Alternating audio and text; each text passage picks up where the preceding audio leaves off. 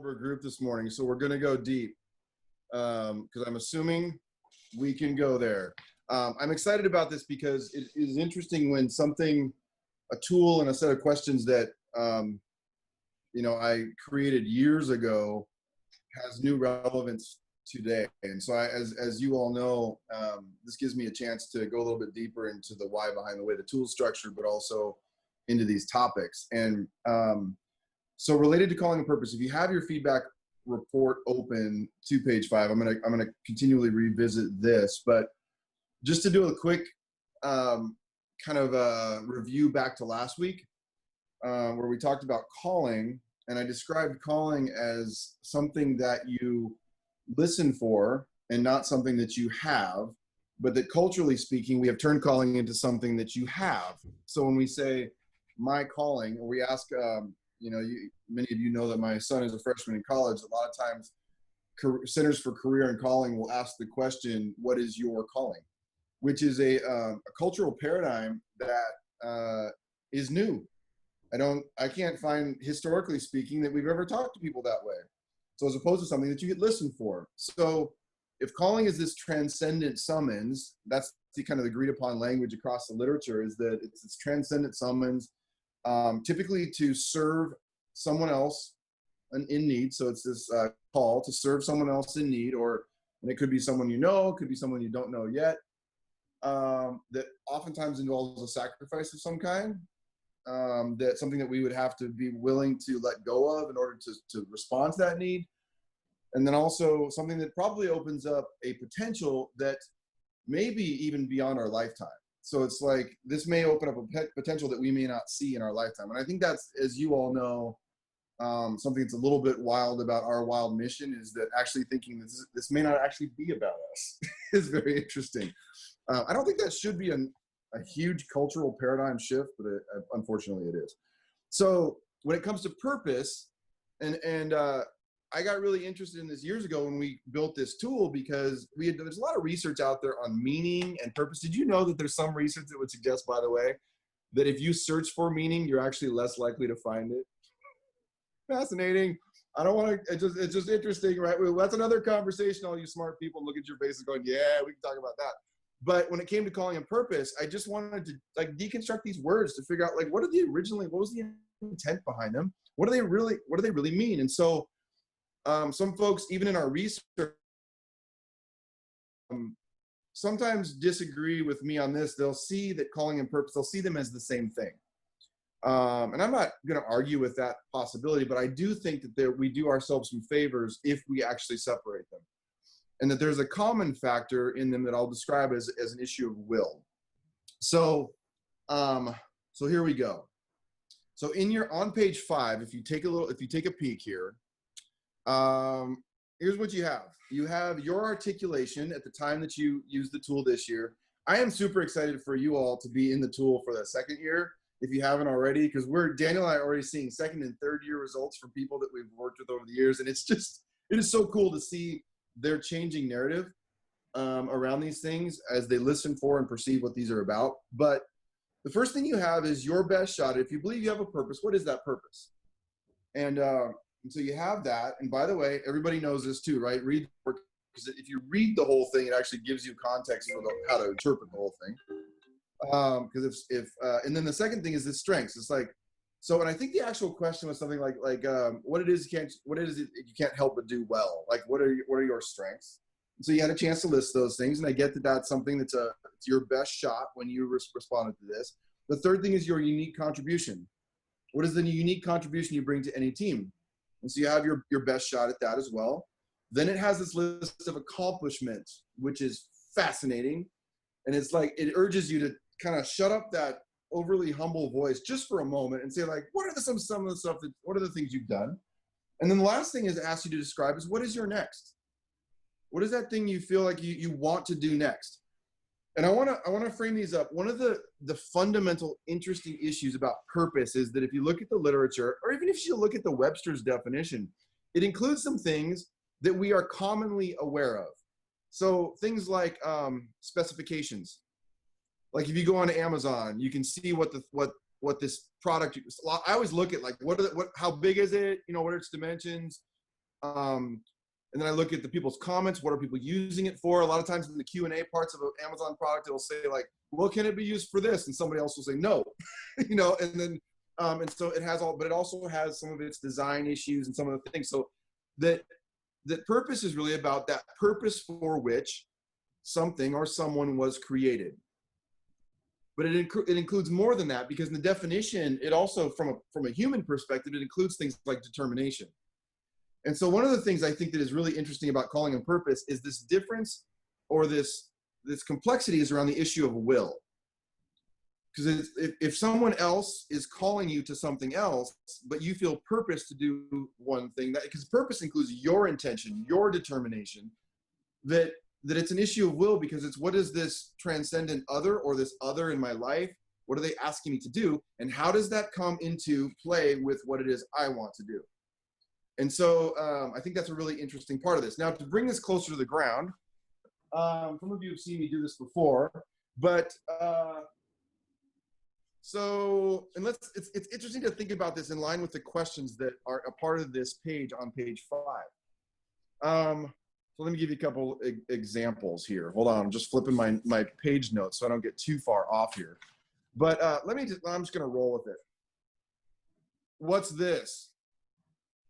Someone please put in the chat, because I can see you pop. What is this? Can someone answer the dumb question? What is this? It's a hammer, Dr. Westcott. Thank you very much. That's why she is a doctor. So we have this hammer. You look at the hammer. Interesting. Let's say I look at a hammer for the first time. What are its strengths? It's interesting, right? Well, I can tell you right now, holding it, I don't know what its strengths are. It's got this, it's heavy. It's heavy on this end. It has a handle. This is not a particular big hammer, by the way. I have a giant hammer that I like as well, but this one's a little bit smaller. It's got this pry thing on the end. Well, I called it a pry thing, but if I had seen this for the first time, I don't know that I would have known it was that, but I could probably, it seems really strong at the top. This handle is interesting. I kind of used other handles in other situations, so I probably grab it here. This feels really awkward, although, I don't know. I can point at you. Russ, pay attention. I don't know. So like, we can do different things. So it's interesting to think about its strengths, right? So this is that other part of it. Its unique contribution. It's interesting. Let's talk for a second.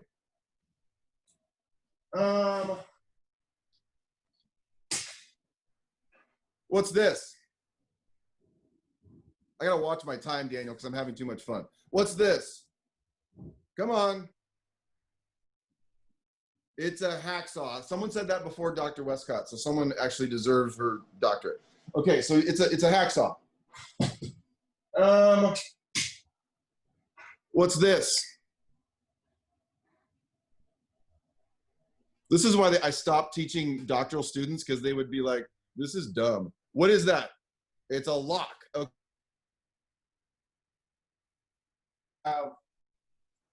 This is kind of the best hammer out there. Now that is a hammer. That is a Les Paul Studio. Yeah, I would drop the hammer if I plug it into my amp that's sitting back there, but we won't do that right now. So here's what's interesting about this. I'm showing you a bunch of tools, and you think about the hammer. Let's go back to this hammer. And I just showed you a couple things. Its unique contribution is very interesting, right? Because this comes in combination with other things that are a part of it. So you think about a team of people, and they're going to bring, yeah, a guitar. Duh, I know, Russ. And so we want our toolbox to have a certain diversity in purpose, in things that things were created for. So now you're starting to connect to teams. Are you with me, Dr.? It's also fascinating. And I'm just throwing a lot of stuff out there, and I'll make a point here at the end really quickly that I think will actually be what you'll care about. What's this? I don't even know if you guys are making fun of me in the background. What is this? Does who wrote that? Who said that? Daniel, who said that? Yeah, Eva doesn't know. Who said that? I'm a backpacker, man. I've got that saw. Tim knows.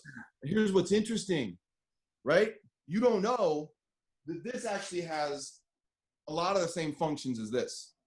Now, Tim, don't get all you know, all particular on me, be like, well, that's a smaller blade, because he knows what's inside of here. This is a backpacking saw, so this actually can come apart. I can turn it into a triangle, and it turns into a backpacking saw, so it's easier to pack. So it has a specific purpose.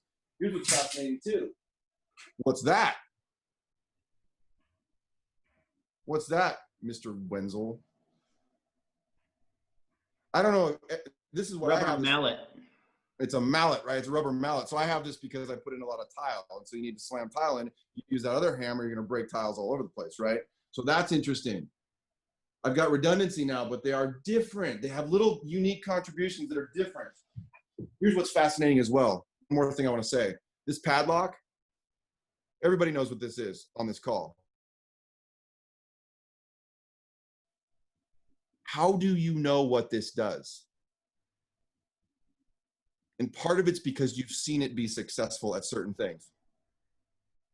And so I think there's a process of discovery. As we use these things, we discover our purpose.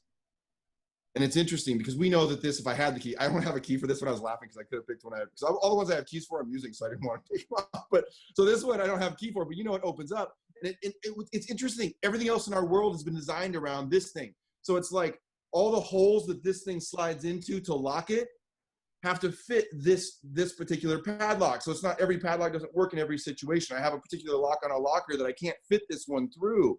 Plus I don't have the key. So this is interesting, right? Because we discover part of it. And that's why I think the documentation on accomplishments is interesting, because it gives you a sense for what you've been effective at doing in the past as you discover the answer to the first question. So here's where I'm going to finish to bring this home. This issue of purpose is so critical to so many of our teams. Think about it this way, these fundamental questions of discovering this. And this is why we want, you know, when teams are using the toolkit together, how powerful this is. There were a couple of people I begged to get on this morning because I'm like, you need this morning. But think about this. Think about the structures that would help us change if we knew what we were actually good at. If we knew what we were created to do. If we were in the process of discovery. This is what this page is about. I ask people, this is one of the best interview questions you could ask for a leadership role. I think everyone should be asked. What must you have in place to be effective? And it's so unfortunate that people don't ask, and then they get in the job and they don't have the things that are in place because they don't know themselves well enough to already know. Every one of us should know what you particularly have to have in place to be effective, what Jennifer Fry has to have in place. Another thing, in terms of selection, like what's the unique contribution you bring to every team? Great interview question. Like we need to know that. We need to encourage people to understand that so we can be better informed. In terms of development, what do you need to learn to be effective in this role? I just interviewed a dude interviewing for a CEO role a couple weeks ago. That was a hard question for him. What do you need to learn to be effective in this role? Because what it gave me a sense for, does he understand the little hole that padlock he is going to have to go into? I'm really stretching it now. Delegation. Think about it in terms of delegation. Some of you are thinking about this. If I don't know what I'm good at or not so good at this point developmentally, or just in terms of my personality, I don't know what to give away. I don't know what to hand off. And then finally, this is what I think is so cool, is mix. Is like, it's the mix of tools going together that becomes so powerful. Like, this is where I was begging people to get on this call this morning and join you weirdos to have this conversation around, because there's so many organizations we're dealing with where their selection issue is an issue of mix. And here's the deal. So I showed you this, right? I showed you the mallet that Tim seems to know what all the tools are for. But I didn't show you this. Sledgehammer. Yeah, it's like a mini sled. Who said sledgehammer? Somebody said it kind of quietly. I don't know. This one I don't have as many uses for. There's a little bit more redundancy with these two than with the rubber mallet. I know when I've used it, you can see it's pretty well used. But a lot of times I don't need this one. Like I wouldn't put this in my, you got to get this for a new homeowner kind of list. And so I think what's interesting that we're dealing with so many people is understanding these issues where redundancy isn't necessary, and then issues where it is as we scale. So I know I'm just dumping a whole lot on you all, but in terms of purpose, understanding the answer to these questions is so important for discernment to answer all this next level questions organizationally. And that it does interplay with calling, because I think about myself and I think how powerful it is to understand this part, so that I can say, like, so when I feel this summons to do something beyond that, why is it that makes me anxious? And I'll tell you one last thing is that Daniel and I had a conversation yesterday, because I've been in this process, full transparency, or at least partial transparency with you all, of my transition to full-time CEO. And we've had a lot of conversations ongoing about my job description. And yesterday, old Dr. Halleck dropped on me what he thought my 3 things were. And it was quite literally made me go, whew, man, I don't have to pound every nail. So it wasn't I got to pound every nail. It was what he said to me was, I think it's these simple 3 things. And it's so funny. We have heard that phrase, if you got a hammer, it's consultants talk about that. If you're a hammer, then you go around pounding every nail you see. I think that's fascinating, but it's also interesting to understand that we have a choice to make, that we could make choices about where we should apply ourselves, the nails that we should hammer. And it actually could decrease our anxiety if we understood our purpose better. And that is all I have to say about that. So let's talk.